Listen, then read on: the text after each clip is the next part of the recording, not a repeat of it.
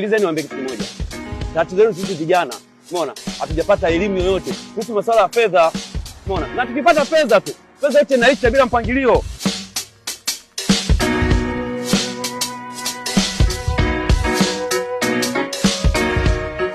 Shikamoo.